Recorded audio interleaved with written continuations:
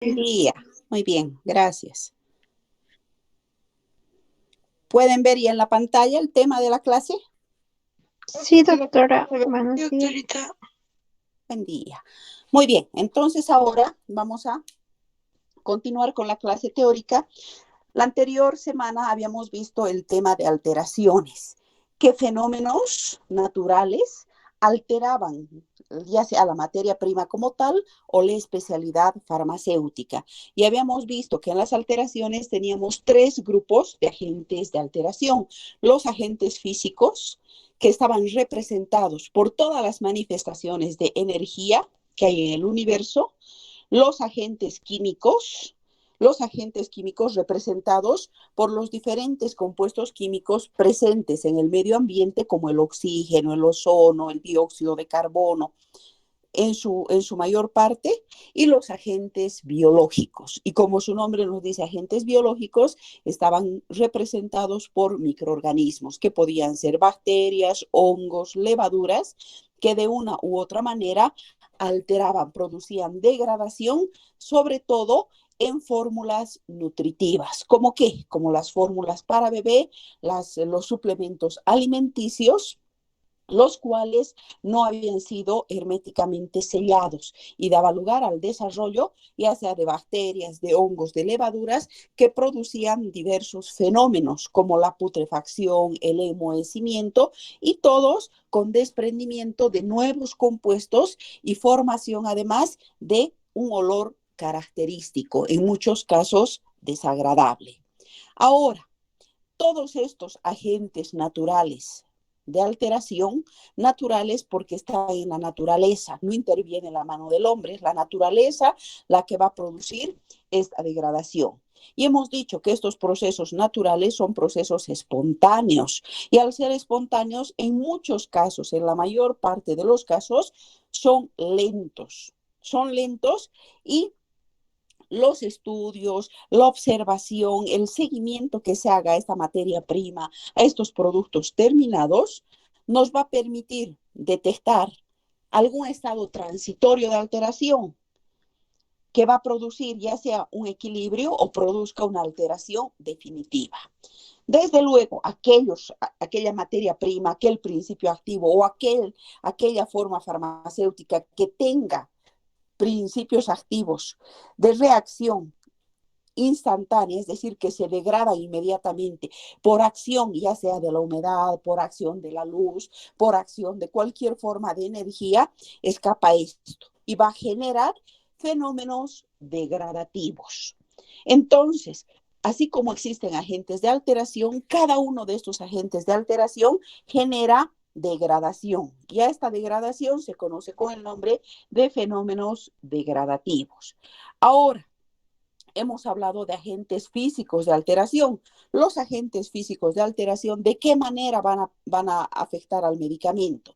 Van a producir una modificación en la estructura física. En la estructura física. Entonces, los agentes físicos atacan a la estructura física y van a producir modificaciones en la estructura física. Y estas modificaciones se van a manifestar no solamente por un cambio de agregación. Cuando hemos visto el caso de la aspirina, hemos sometido a la acción del calor. Y lo mismo ocurre con las diferentes formas de energía que producen calor. ¿Qué ocurre? Existe un cambio de agregación, pasa del estado sólido al estado líquido o del estado líquido al estado de vapor. Entonces, se manifiestan no solamente por el cambio de estado de agregación, sino también por variaciones. ¿En qué? En las relaciones cuantitativas entre los componentes de una formulación. O si no, por desequilibrios estructurales, sobre todo en el caso de los polifármacos, que son sistemas heterogéneos. Ahora, ¿qué factores afectan la estructura física? Por ejemplo, la fusión. La fusión, ¿qué es la fusión? Cuando una droga sólida es sometida a la acción del calor y inmediatamente esa droga sólida se funde, como ocurre en el caso de la aspirina. Se funde, sufre un proceso de fusión, se funde y cambia de estado de agregación, pasa al estado líquido. Lo mismo le ocurre, por ejemplo, a los óvulos, le ocurre a los supositorios, cuyos excipientes son sensibles al calor. Como por ejemplo, ¿qué excipiente utilizan los supositorios, los óvulos? Tal vez alguno de ustedes puede decirme. ¿Qué excipientes utilizan para la producción de supositorios, de óvulos?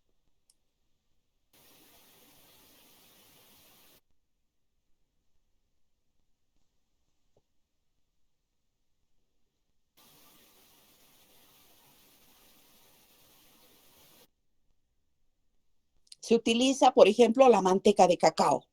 En algunos casos se utiliza el glicerolado de almidón, sobre todo en el caso de los óvulos. Entonces, ¿qué ocurre? Cuando dejamos expuestos al calor o expuestos a una radiación, a la luz solar o a una lámpara, ese supositorio empieza a fundir y va perdiendo su forma farmacéutica.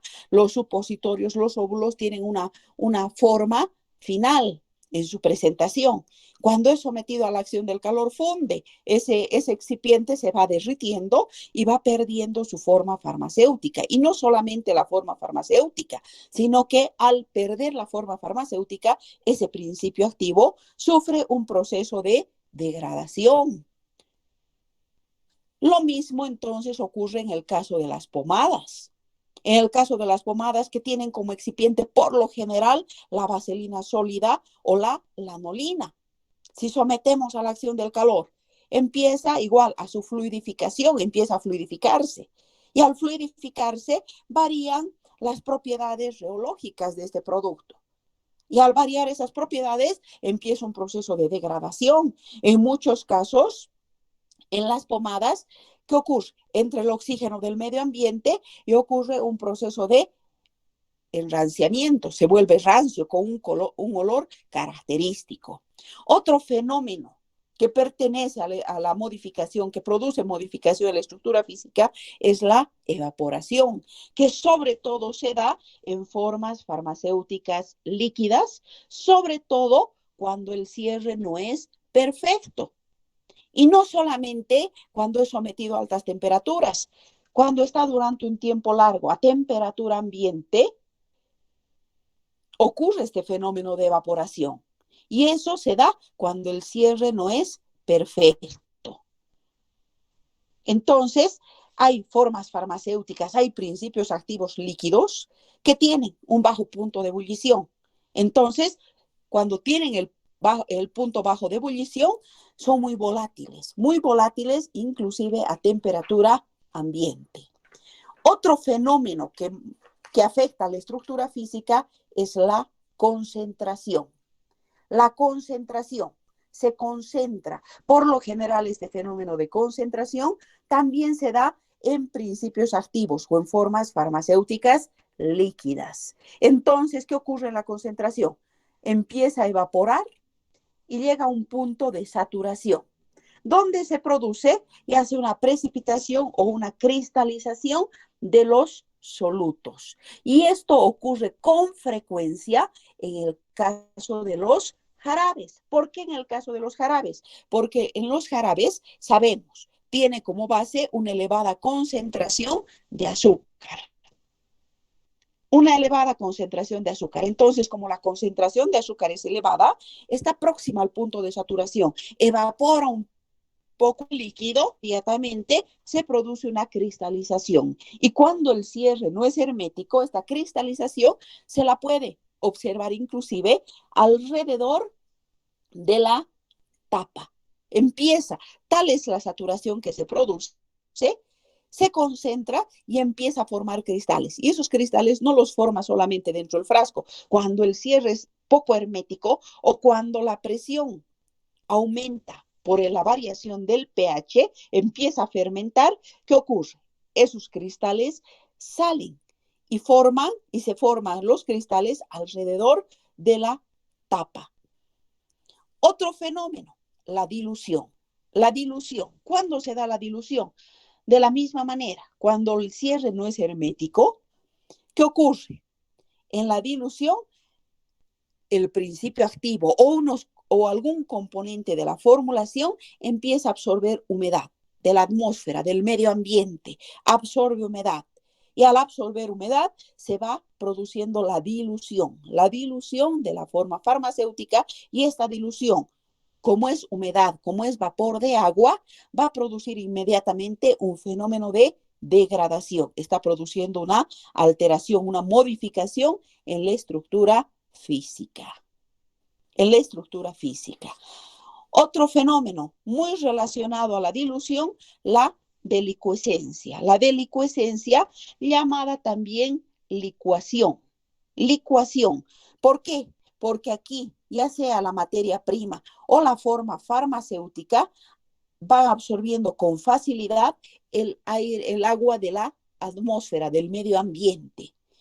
Y esto generalmente ocurre en aquellas formas farmacéuticas que tienen el principio activo muy higroscópico, es decir, que tiene una gran afinidad por el agua. Entonces van absorbiendo pequeñas cantidades, sobre todo cuando la materia prima no está bien conservada, cuando no está en un ambiente protegido de la humedad. Por eso les decía, no solamente las normas de almacenamiento se van a dar en producto terminado, sino también en la materia prima, porque la materia prima también sufre estos fenómenos. Otro fenómeno, la fluidificación que ocurre en los preparados o en las formas farmacéuticas sólidas de carácter amorfo. Se fluidifican. ¿Por qué? Porque todas las de carácter amorfo se caracterizan por su alta higroscopicidad, es decir, absorben agua del medio ambiente. Y al absorber agua del medio ambiente, sufren un fenómeno de fluidificación. Otro fenómeno que está muy relacionado a la estructura física, el hinchamiento. La absorción del agua por higroscopicidad, sobre todo en la materia prima amorfa, va a producir, ¿qué cosa? Que los almidones aumenten de volumen, y por lo general el almidón es una sustancia auxiliar presente en la mayor parte de las formas farmacéuticas, sobre todo sólidas. Entonces, en estas formas farmacéuticas sólidas empieza un fenómeno de hinchamiento, y ese fenómeno de hinchamiento va a producir degradación. ¿Por qué? Porque poco a poco se van desprendiendo partículas de la forma farmacéutica sólida. Y otro fenómeno, el cremado, que es una alteración muy frecuente, sobre todo en las emulsiones. ¿Y qué va a dar lugar a este cremado? El cremado, que es la exposición al calor extremo. Y este calor puede deberse a las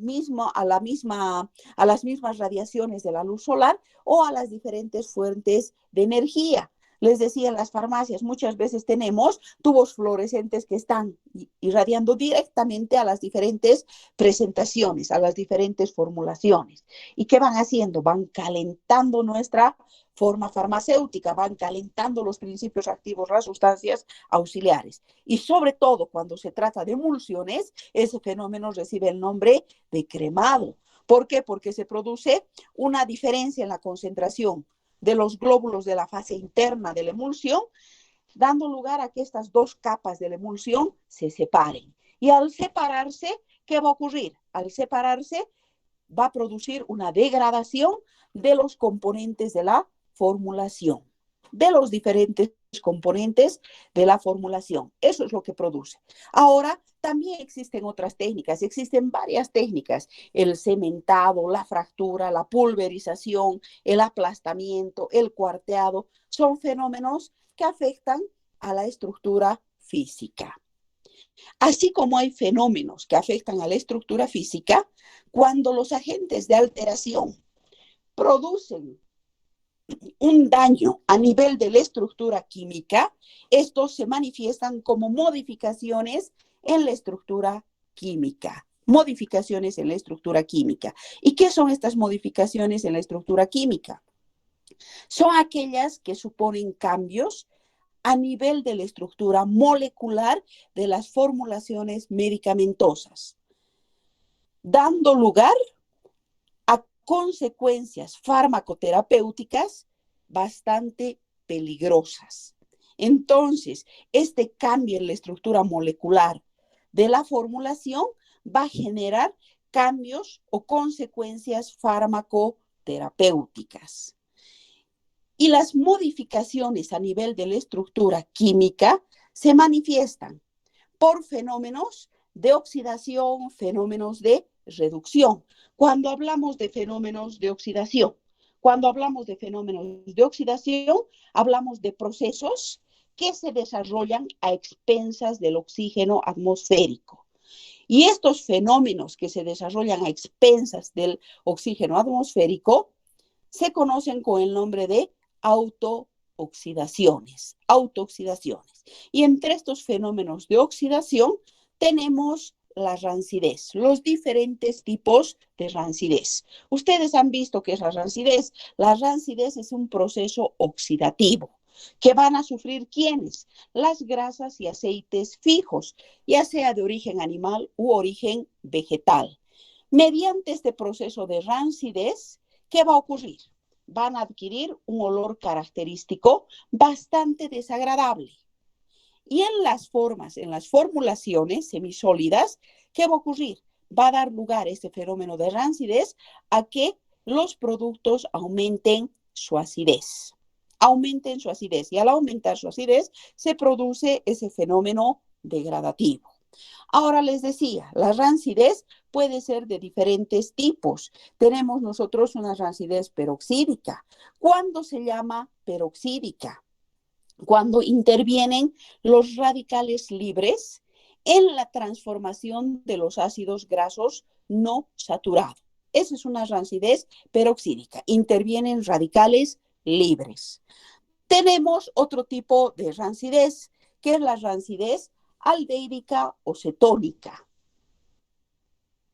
¿Cuándo se produce una rancidez aldehídica o cetónica? Se produce por un proceso de pérdida de hidrógenos, por dehidrogenación. Y esta rancidez por dehidrogenación origina el desarrollo de microorganismos. Y se forman, como les he dicho, en todos los tipos de rancidez, se forman compuestos, por lo general, de un fuerte olor desagradable, que son las metilcetonas. Entonces, en la rancidez aldehídico-cetónica, que es la que más frecuentemente ocurre en los medicamentos, se desarrollan metilcetonas. Por eso que en la rancidez nosotros apreciamos un fuerte olor a rancio, un olor desagradable a rancio. Y finalmente tenemos otro tipo de rancidez, que es la rancidez ácida. La rancidez ácida, que es un proceso enzimático.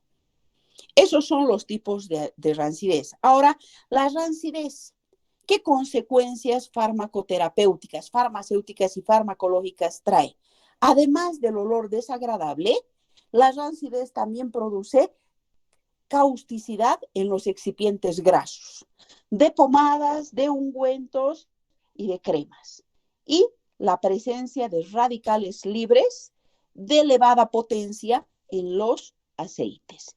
Y estas consecuencias van a dar lugar a la pérdida de la potencia, sobre todo en el caso de las hormonas y las vitaminas liposolubles. Otro fenómeno dentro de la oxidación es la resinificación. Así como afecta la rancidez, en algunas formas farmacéuticas afecta la resinificación, la formación de resinas. Es un fenómeno que por vía oxidativa soportan sobre todo las esencias, los aceites esenciales y los aceites fijos secantes, que por un proceso de descomposición y de polimerización dan lugar a la formación de resinas. Y todo eso se realiza por un proceso oxidativo. Ahora, también dentro de los procesos oxidativos tenemos el fenómeno de coloración. ¿Por qué de coloración? Porque muchas formas farmacéuticas, por acción, sobre todo de ese oxígeno que interviene, adquieren un color, empiezan a tomar color ¿Por qué? Porque van desarrollando sustancias fenólicas. Van desarrollando sustancias fenólicas y los comprimidos, que eran inicialmente blancos, empiezan a volverse amarillos o desarrollan una coloración parduzca. ¿Por qué? Porque están absorbiendo oxígeno, están produciendo una autooxidación y están desarrollando compuestos fenólicos. Compuestos fenólicos. Por ejemplo, ocurre sobre todo en el caso de la adrenalina, de la morfina, que son compuestos que desarrollan inmediatamente funciones fenólicas.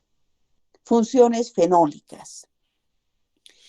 Ahora, otro fenómeno que afecta la estructura química, así como es la oxidación. Y dentro de la oxidación hemos visto entonces la rancidez, hemos visto la resignificación y hemos visto la coloración.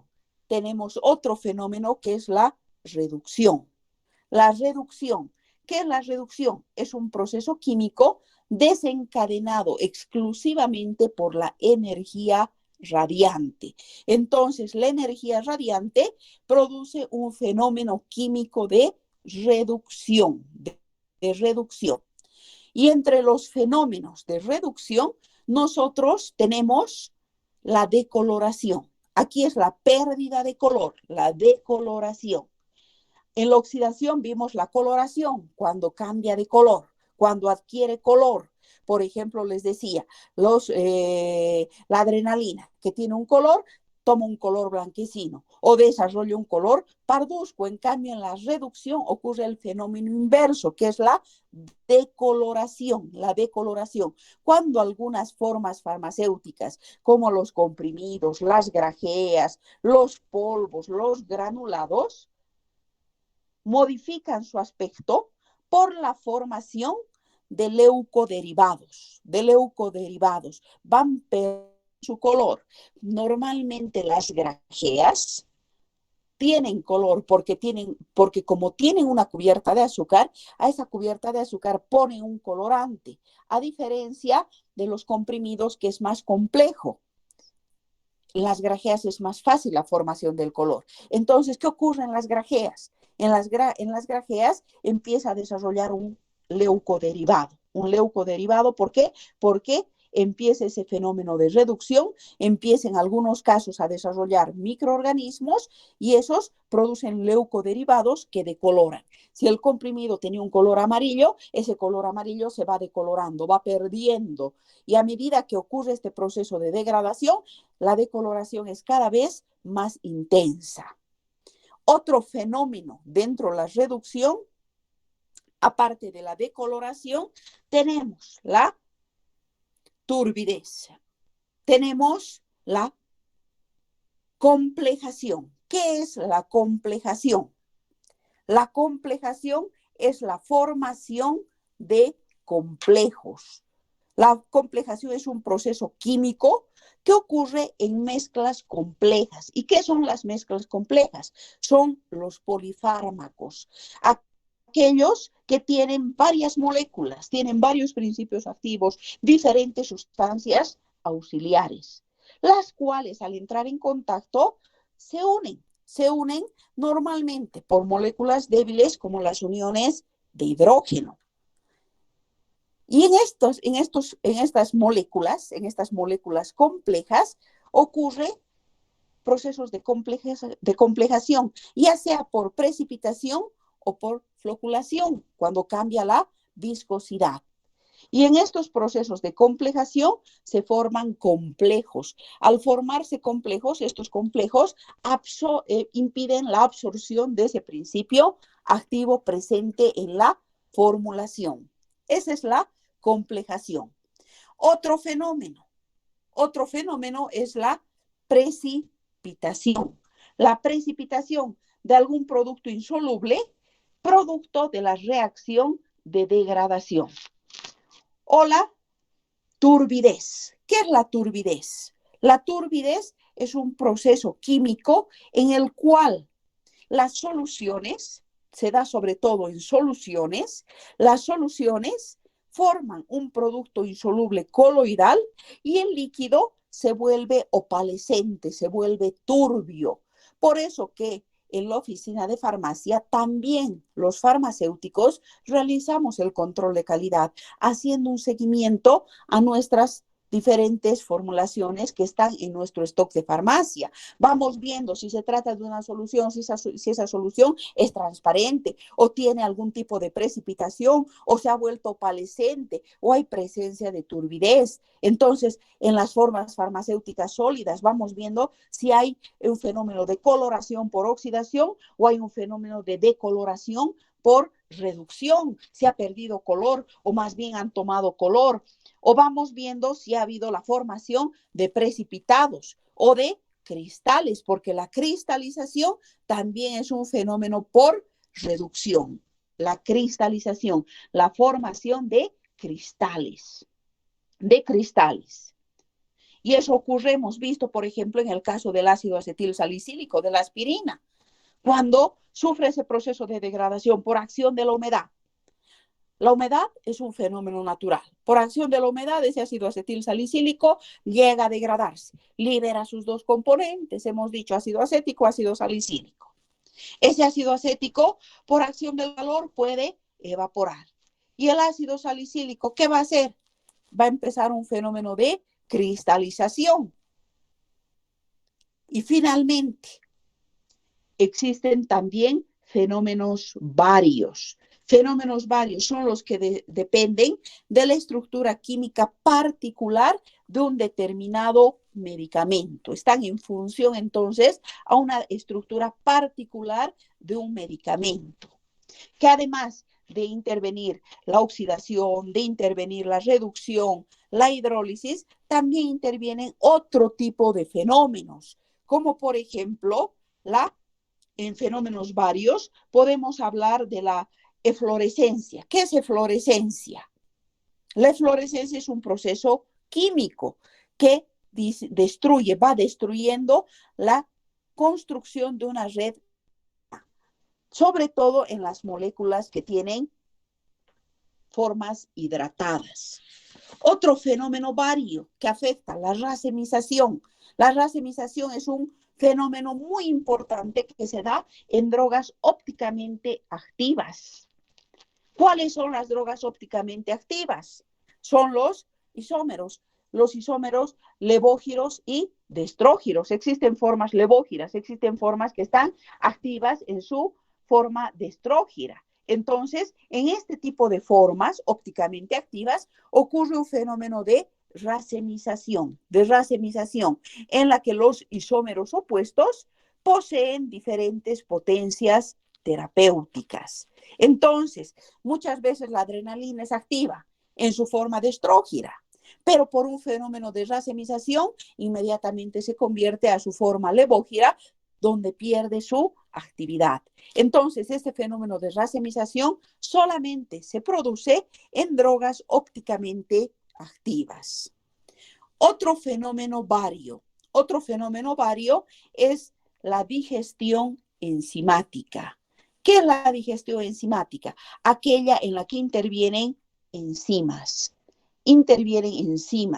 Y sobre todo se da a nivel de las cubiertas. Por ejemplo, en las cápsulas de gelatina rígida. Que contienen pancreatina, contienen papaína, que van a muchas veces reaccionar con los componentes de la formulación o van a reaccionar con los componentes del envase primario. Otro fenómeno vario es la sorción y desorción. ¿Y qué será sorción y desorción? La sorción y desorción es un fenómeno en la que está el medicamento en contacto directo con el envase primario. Y puede ser, en muchos casos, que el envase primario ceda componentes que reaccionen con los componentes de nuestra formulación. Ese es el fenómeno de sorción. Y esto se da sobre todo en formulaciones líquidas, cuando se envasan en envases de material plástico. Por eso es que mucho el envase plástico hoy en día en la industria farmacéutica no se utiliza para evitar ese fenómeno de sorción, a no ser que sea un plástico de buena calidad. hay un paso de ingredientes. Entonces, desde el plástico al medicamento, desde el envase al medicamento. ¿Y qué va a generar? Va a generar un fenómeno degradativo con formación de nuevos compuestos donde nuestro principio se inactiva, pierde su potencia terapéutica. O ocurre el proceso inverso, en el que pasa ingredientes del medicamento al envase. Es cuando el medicamento, los componentes de nuestra formulación, atacan al envase. Ese proceso recibe el nombre de desorción. Entonces, en ambos casos hay interacciones químicas y estas interacciones químicas, desde luego, van a ser altamente peligrosas. Eso con respecto a los fenómenos varios. Y así como hay agentes físicos, agentes químicos que atacan la estructura física o atacan la estructura química, existen, hemos dicho, agentes biológicos que van a producir modificaciones de origen biológico. Y hemos dicho, entre los agentes biológicos hablamos de numerosas especies bacterianas y fúngicas. Y no solamente especies bacterianas y fúngicas, sino también en las modificaciones de origen biológico pueden intervenir insectos, pueden intervenir arácnidos que van a provocar procesos destructivos de consideración. Sobre todo en formas farmacéuticas ricas. Les he dicho, ¿qué formas farmacéuticas ricas? Por ejemplo, los jarabes tienen un alto contenido de azúcar. Se constituyen en medios de cultivo ricos, apropiados para el desarrollo de microorganismos. Por ejemplo, hemos dicho las fórmulas lácteas, las leches para lactantes. Al tener un alto contenido proteico, también se convierten en medios de cultivo ricos que van a permitir el desarrollo de microorganismos, o los suplementos nutritivos. Ahora, estos agentes biológicos van a producir, por lo general, obsolescencia de la forma farmacéutica. Es decir, esa forma farmacéutica se va a servir o se va a convertir en una sustancia que no va a servir para consumo humano. ¿Por qué? Porque se van a producir diferentes fenómenos como la fermentación. La fermentación, un proceso biológico que se inicia sobre todo en las preparaciones farmacéuticas por la presencia de microorganismos que mediante procesos enzimáticos van a producir transformaciones y transformaciones muy profundas que van a inutilizar la formulación, van a inutilizar la preparación. Entonces, en los jarabes, por ejemplo, cuando empieza a desarrollarse este fenómeno de fermentación, ¿qué es lo que ocurre? Ocurre en los jarabes, por la presencia de gran cantidad de azúcar, una fermentación alcohólica. Empieza a desarrollar una levadura que es Saccharomyces cerevisiae. Y esta levadura Saccharomyces cerevisiae produce una fermentación de tipo alcohólico. ¿Por qué? Porque empieza a atacar los hidratos de carbono y las hexosas, empieza a atacar el azúcar. ¿Y qué va a producir como producto final? Va a producir el alcohol etílico. Y como producto secundario va a producir el dióxido de carbono. Entonces, esta fermentación sobre todo se da en los jarabes. Otro fenómeno degradativo como modificación de origen biológico, la formación de dextranos. ¿Qué es la formación de dextranos? La sacarosa, que está presente en cristales, va a ser invadida por otro microorganismo, en este caso, Leuconostoc mesenteroides, que se va a transformar por acción enzimática. ¿Y en qué se va a transformar? En dextranos. ¿Y qué son los dextranos? Polímeros, son polímeros de elevado peso molecular que tienen un aspecto de goma, de una consistencia como un mucílago, y que va a dar lugar a soluciones de alta viscosidad. de alta viscosidad. Esto también ocurre sobre todo en las soluciones azucaradas, en los sueros. Por ejemplo, los sueros glucosados. El azúcar se altera en estas soluciones. Se altera, desarrolla el microorganismo leuconostoc mesenteroides y se transforma en dextrano. Entonces nosotros nos damos cuenta porque sabemos que el suero es una solución y de repente sale una solución viscosa, mucilaginosa. ¿Por qué? Porque ha habido formación de dextranos. O se da también esto en los jarabes multivitamínicos, donde entonces el azúcar, el manitol, que son sacáridos, sufren este proceso degradativo. Forman dextranos. ¿Y qué habían sido los dextranos? Polímeros de elevado peso molecular, de consistencia mucilaginosa, de consistencia gomosa, donde las soluciones se transforman en soluciones viscosas de alta densidad. Otro fenómeno, la putrefacción. La putrefacción que se produce en formulaciones proteicas. ¿Cuáles son esas formulaciones proteicas? Les decía, los suplementos nutritivos, las fórmulas lácteas, que tienen gran contenido proteico. Y este contenido proteico sirven de sustrato nutritivo para el desarrollo de microorganismos, donde se va a provocar procesos degradativos de los aminoácidos presentes, con formación de sustancias de mal olor. Y muchas veces estas sustancias de mal olor, además, son muy tóxicas, como es el caso, por ejemplo, de la ornitina, un aminoácido, que va a dar lugar a la formación de un compuesto que se denomina putrescina. La putrescina y usina, que van a producir un compuesto tóxico que es la cadaverina.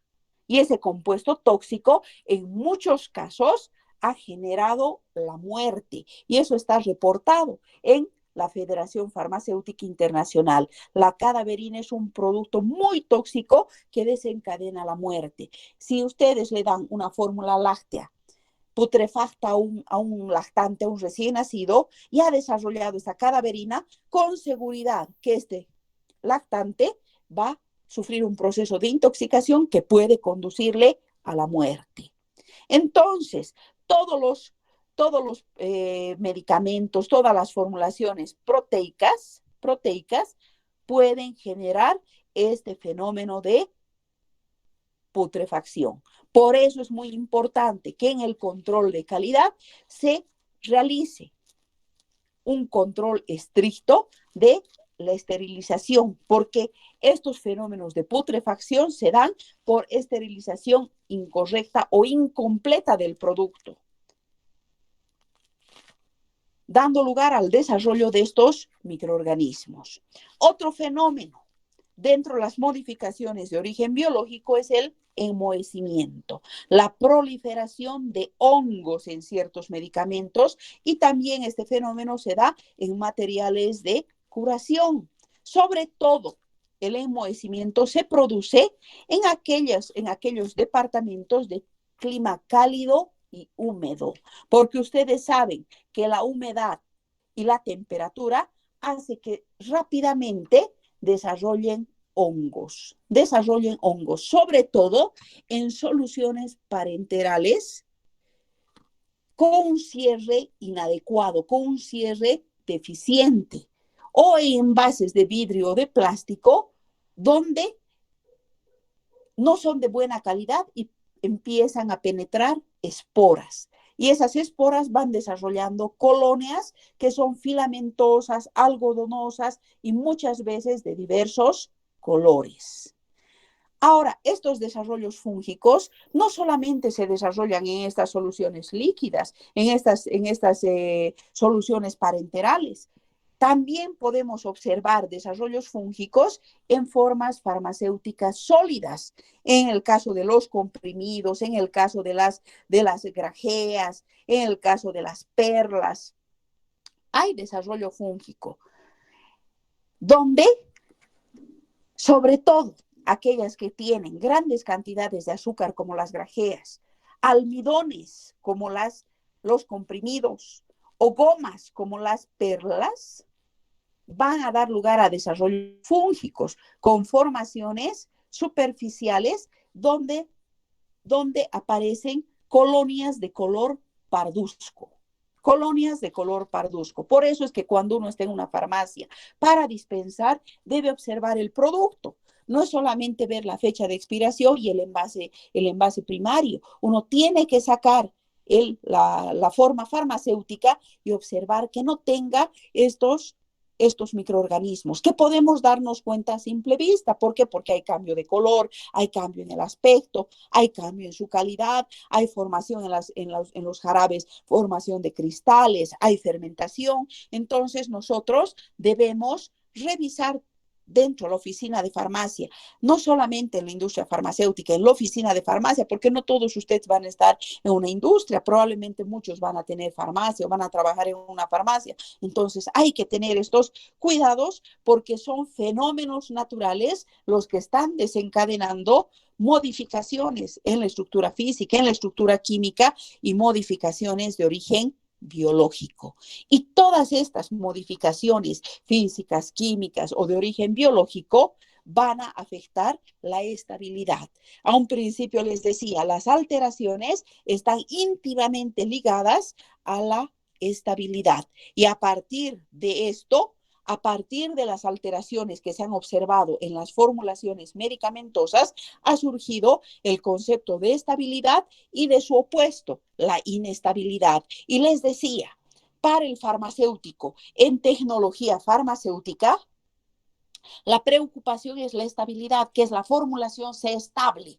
Entonces, ese farmacéutico cuando entra a un proceso de producción, se preocupa porque esa formulación sea estable durante más tiempo y muchas veces agrega conservantes, agrega estabilizantes, desde luego que sean compatibles con los diversos componentes de la formulación. ¿Y para qué agrega los estabilizantes? Porque ese principio activo no es estable en el tiempo, entonces da lugar a una vida útil más larga. Y en cambio, para el farmacéutico analista en el laboratorio de control de calidad, la preocupación es la inestabilidad. Buscamos las causas que puedan generar inestabilidad en ese medicamento y vamos dando los lineamientos. Estos medicamentos deben conservarse a esa temperatura, deben conservarse protegidos de la humedad, deben conservarse protegidos de las radiaciones, de la luz solar. Entonces, el farmacéutico analista da los lineamientos para el almacenamiento y la conservación. Por eso que cuando hablamos de alteraciones, debemos nosotros ver qué métodos estudiamos, qué métodos utilizamos para estudiar la estabilidad. ¿Qué métodos utilizamos? Existía un método clásico.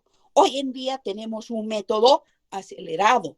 Entonces, cuando inició el control de calidad, para estudiar la estabilidad se recurría a un método clásico. ¿Y cuál era el método clásico? Que hoy ya no se utiliza, porque van a ver que es un método bastante demorado. Consistía en colocar muestras del producto en estudio en diferentes condiciones de almacenamiento y reproduciendo las que se consideraban como normales.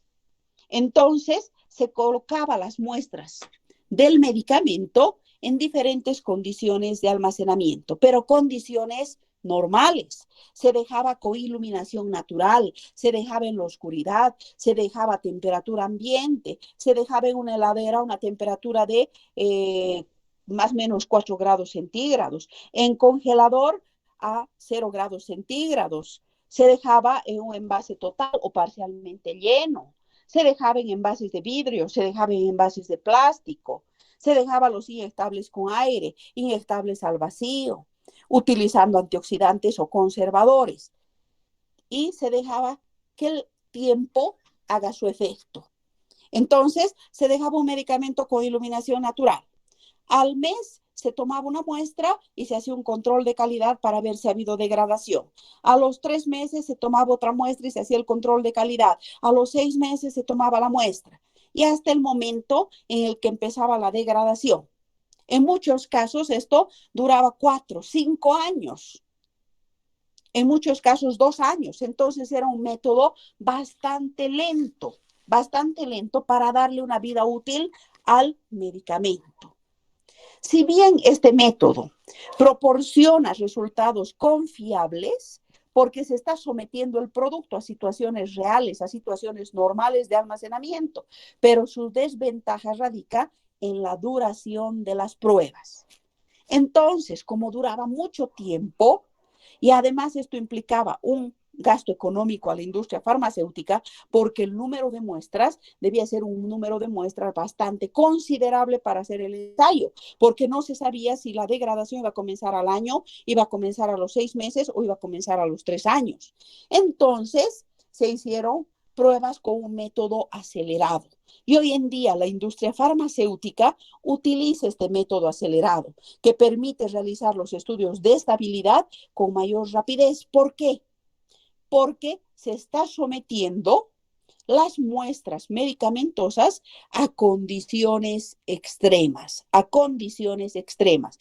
Por eso es que este método acelerado no se puede utilizar con sustancias termoinestables. ¿Y cuáles son las sustancias termoinestables? Sobre todo los productos biológicos como las hormonas, los sueros, las vacunas, no pueden ser sometidas a métodos acelerados. ¿Por qué? Porque son termoinestables. Y en los métodos acelerados, lo que nosotros hacemos es someter a condiciones extremas, a condiciones extremas.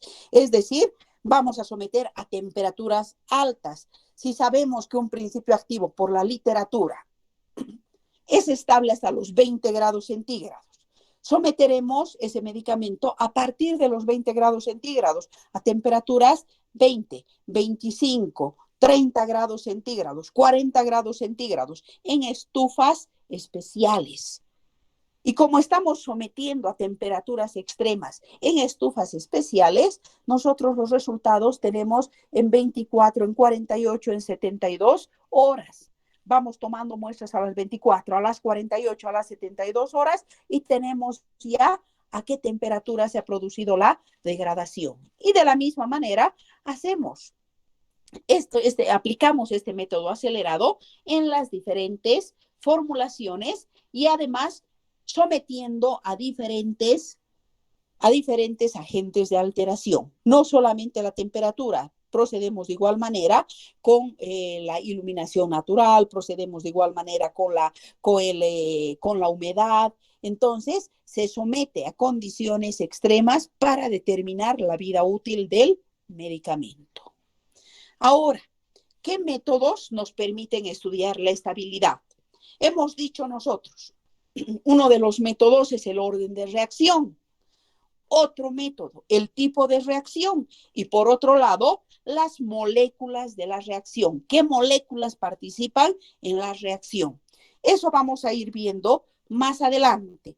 Pero, de acuerdo al orden de reacción, hemos dicho, existen reacciones, para que ustedes recuerden, hemos dicho reacciones de orden cero, reacciones de primer orden, reacciones de segundo orden y de pseudo primer orden. Y hemos dicho también cuáles se aplican más a formulaciones medicamentosas, las reacciones de primer orden, donde la gráfica es una línea recta, es lineal. Ahora, según el tipo de reacción,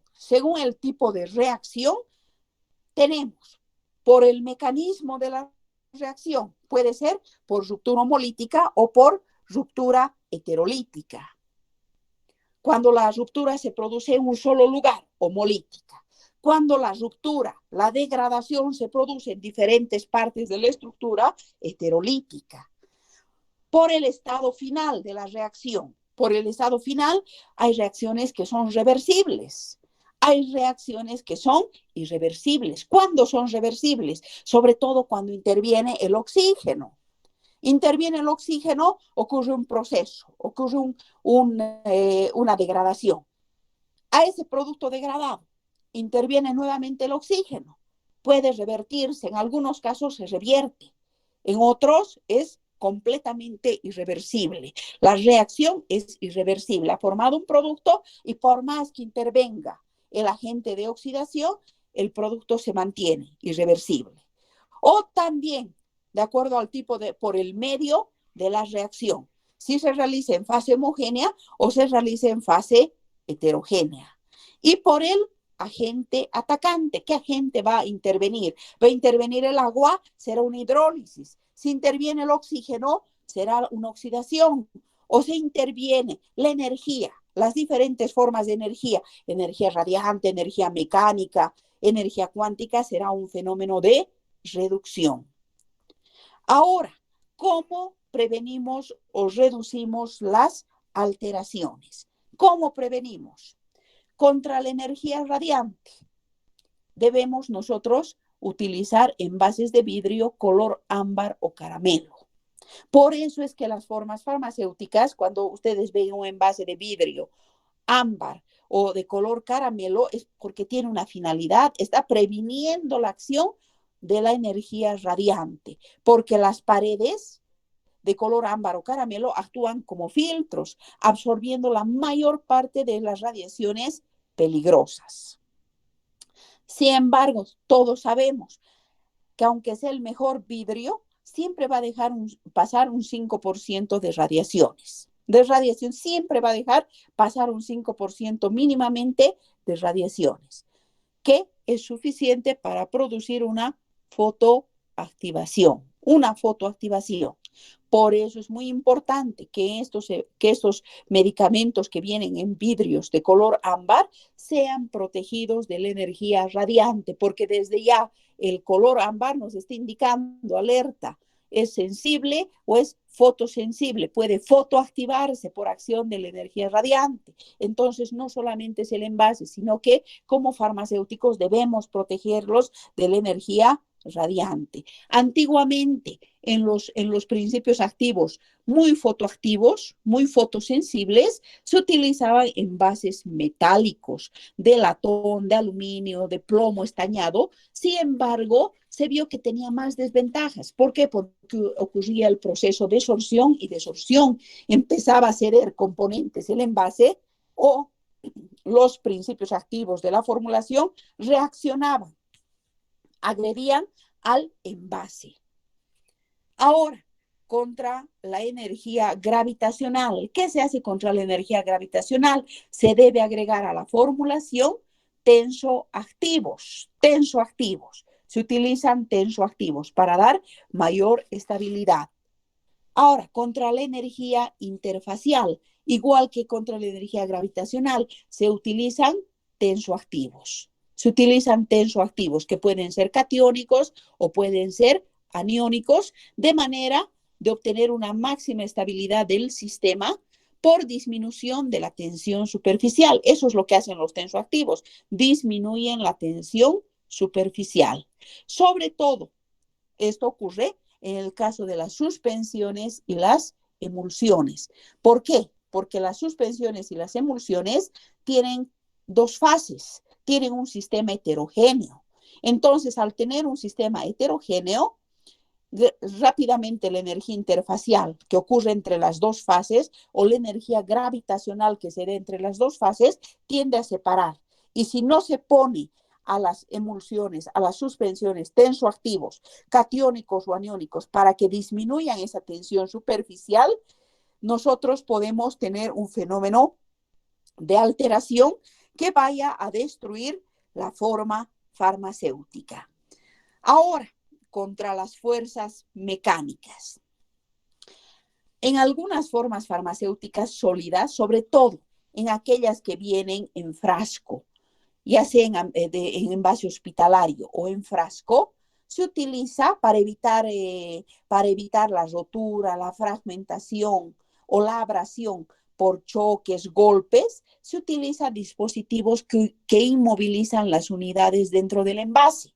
Por ejemplo, cuando compramos, ahora que estamos usando tanto vitaminas, el zinc, la vitamina D, ustedes han debido ver, vienen las vitaminas y encima tiene como una esponja que inmoviliza.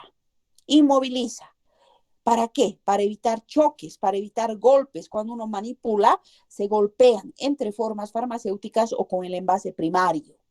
Y cuando se trata de comprimidos, ¿qué ocurre con estos choques, con estos golpes, con la abrasión?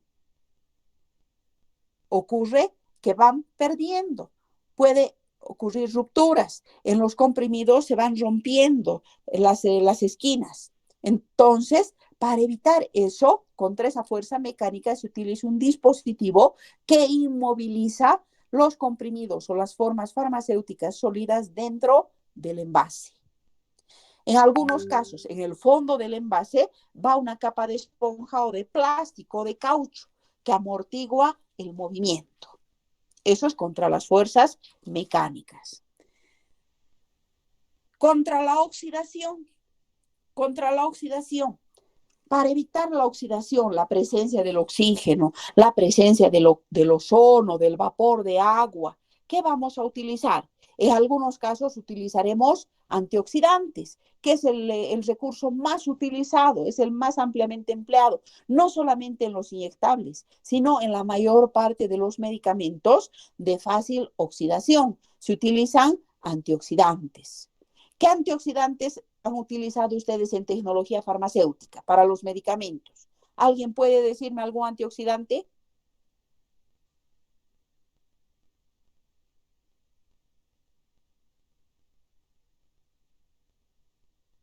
En la facultad, el que más utilizamos, el que más tenemos, el ácido ascórbico, o el sulfito de sodio, o el tioglicerol, o la fenilalanina. Son los que más utilizamos porque es lo que más tenemos en la facultad. Entonces, el ácido ascórbico de elección. Utilizamos sulfito de sodio, tioglicerol, utilizamos fenilalanina.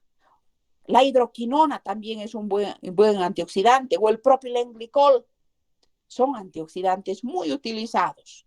Ahora, contra la oxidación, además de los antioxidantes, el vacío, el cierre al vacío. En ampollas de ciertos inyectables se recomienda su cierre previa extracción del aire. Eso significa al vacío, extraer el aire. Si bien esta es una operación riesgosa, ¿por qué? Porque ahí interviene el oxígeno, se va extrayendo el aire.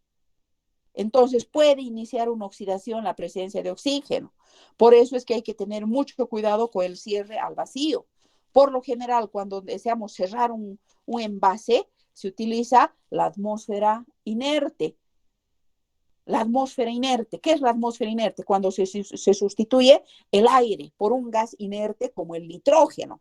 Entonces, muchas veces lo recomendable en lugar de cerrar al vacío es utilizar una atmósfera inerte. ¿Por qué? Porque en el vacío estamos extrayendo el oxígeno. Interviene el oxígeno que puede generar oxidación. En cambio, en la atmósfera inerte se sustituye el aire. ¿Por qué? Por un gas inerte como el nitrógeno. Entonces, eso es contra la oxidación. Contra la oxidación. Contra la reducción. ¿Qué se hace contra la reducción? Contra la reducción se envasa los medicamentos o aquellos principios activos susceptibles a las diferentes formas de energía en envases totalmente opacos. Son unos envases, si se trata de jarabes, de emulsiones, de suspensiones, son unos envases blanquecinos, opacos, que no permiten el paso de la energía, de la radiación activa. Contra la hidrólisis, ¿qué hacemos? El cierre hermético, para que no ingrese humedad del medio ambiente. Cierre hermético, la utilización de material de vidrio o de plástico de alta calidad. O, finalmente, el uso de silica gel. Introducir en el envase, cuando se trata de formas farmacéuticas sólidas, dispositivos que tienen en su interior silica gel granulado, el cual va absorbiendo la humedad en los envases que tienen formas farmacéuticas sólidas. Se coloca esos dispositivos con silica gel de manera que cuando uno abre, saca un comprimido o saca una grajea, esos dispositivos absorben la humedad que pudiese ingresar del medio ambiente. Y si no, el cierre hermético y la utilización de envases primarios de buena calidad, sea de plástico, sea de vidrio, de buena calidad. De esa manera nosotros protegemos contra la hidrólisis. Ahora, contra los procesos biológicos para evitar el desarrollo de microorganismos. ¿Qué hacemos contra los procesos biológicos? La esterilización por calor. Sometemos, esterilizamos por calor. Por ejemplo, los colirios, los inyectables son sometidos a esterilización. Son sometidos a esterilización. ¿Y qué se hace en el caso de los productos termolábiles? Termolábiles. ¿Qué es lo que hacemos? Hacemos una esterilización en frío. Cuando el producto es termolábil, entonces debemos nosotros esterilizar en frío o se llama esterilización atérmica. O se realiza una purificación del ambiente de trabajo para evitar que ese ambiente de trabajo tenga microorganismos, tenga bacterias, tenga hongos, tenga levaduras. Entonces, se puede también trabajar en ambientes purificados. O finalmente, se recurre al uso de conservantes. Sin embargo, cuando se utiliza conservantes, debemos estar conscientes. ¿Qué son los conservantes? Son compuestos químicos que, al ser compuestos químicos, pueden interactuar con alguno de los componentes de la formulación. Por eso el farmacéutico en tecnología farmacéutica sopesa.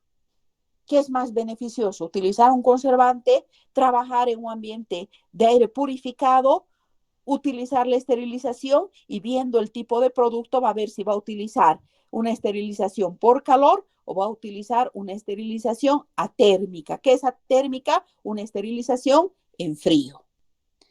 De esa manera, entonces, hemos visto cómo prevenimos las alteraciones. Con eso habríamos terminado este tema de alteraciones. ¿Alguna pregunta que tengan?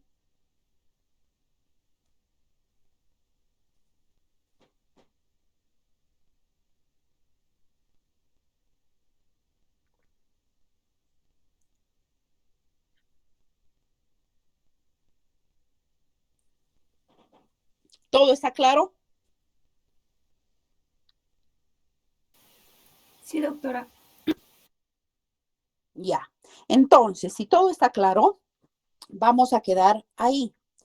Hoy día, hasta el mediodía, voy a dejar en la plataforma un cuestionario de todos estos temas que hemos visto hasta el día de hoy. Desde el análisis farmacéutico, el muestreo, la identificación, las adulteraciones y alteraciones. De esos temas voy a dejar un cuestionario para que ustedes, en función a ese cuestionario, también vayan reforzando ya si va a haber dudas, si va a haber preguntas, vayan resolviendo porque eso también les va a servir ya como una parte para que ustedes estudien para el examen. Veremos, el día de hoy hay consejo facultativo donde tiene que aprobarse el calendario académico y yo creo que con eso ya inmediatamente el jefe de departamento va a sacar el rol de exámenes. Yo pienso que ya la siguiente semana o máximo en la subsiguiente semana estaríamos entrando ya a los primeros parciales. Por eso es importante que ustedes vayan resolviendo este cuestionario a manera de estudiar también. De estudiar. Si ustedes ven, la materia no es larga, no es pesada, más bien es bastante amena, agradable. Entonces vayan resolviendo el cuestionario, que eso les va a servir mucho. De ese cuestionario con seguridad van a salir muchas preguntas del examen. Y el día lunes vamos a revisar el cuestionario. Si hay preguntas, si hay dudas, yo voy a preguntarles a las diferentes personas qué es lo que han respondido, para que veamos que todos tengan una misma respuesta y que la respuesta además sea la correcta. Porque como les digo, de ese cuestionario van a salir muchas preguntas para su examen. Si no habría dudas, no habría preguntas, quedaríamos ahí. Yo les agradezco por su participación, por su tiempo y que tengan un lindo día. Gracias.